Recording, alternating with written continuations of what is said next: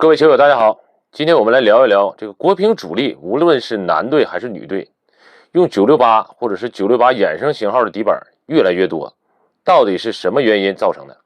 接下来我说一说我的个人观点，当然说的不一定对啊，也欢迎各位球友，咱们各个气宗在评论区踊跃发言啊，咱们一起来探讨一下。这个968我们知道是淋巴面材阿尤斯地材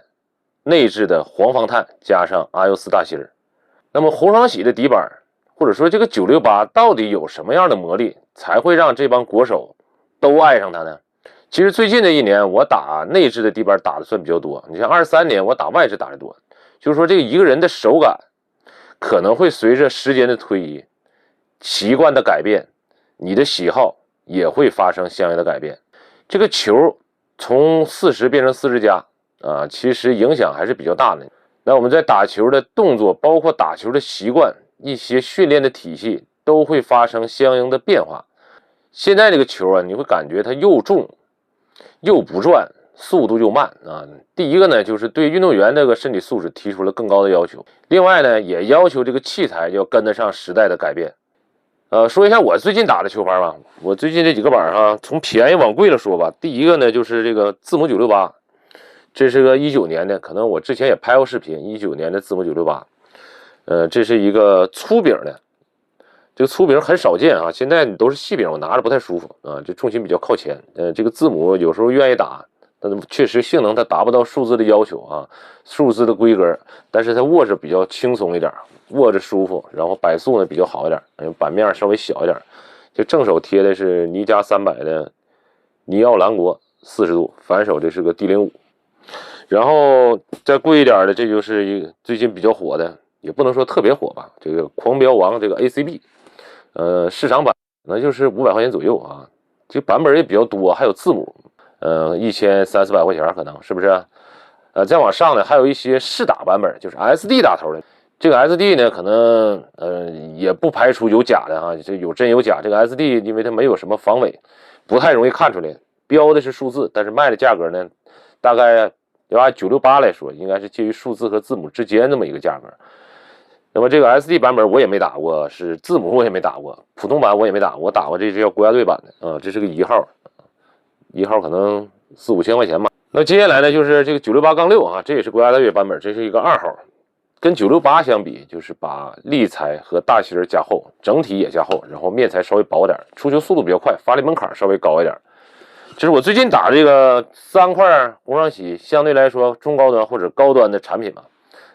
打起来比较符合我的要求啊，当然价格也比较高昂，是不是？你说有没有性价比？它肯定没啥性价比。但你说你爱好这个，稍微花点钱投入一下，有的人可能爱钓鱼，有的爱摄影，是不是？比那个还是稍微省钱一点。那我说一说红双喜这个底板为什么受到越来越多国手的青睐啊？咱们接着回这个话题。我觉得红双喜高端的这个板子做出来的，第一持球比较好啊，稳，然后呢通透。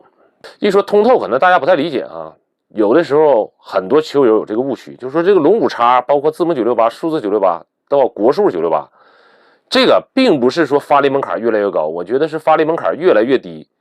就是说从便宜到贵，它是越来越通透的，底劲还越来越大，借力还越来越好。不要觉得自己啊水平不行，我只能配打龙骨，其实还真不是。我在直播间有时候也反复说过，你这水平越低，只要预算够，你就往上了干。别整那龙骨，那个龙骨啊，龙骨叉，其实更考验你的发力水平。红双喜这个968系列，包括龙骨、龙骨叉，一直就是同价位啊，底劲儿和杀伤力的佼佼者。其实龙骨和龙骨叉对于这个价位消费群体的人来说，我觉得性能是过剩的，尤其是在力量和底劲方面，多数人买这个价位的板都觉得，哎呀，这个板怎么借力不好呢？这个板怎么发力门槛这么高，我怎么打不动呢？都是这种反应，没有说哎呀这龙骨这劲儿不够啊，没有劲儿，没有这样说的。所以说啊，968系列吸引国手的一个原因啊，他们这个单板质量比较高啊，而且经常退台，所以这个力量无论是近台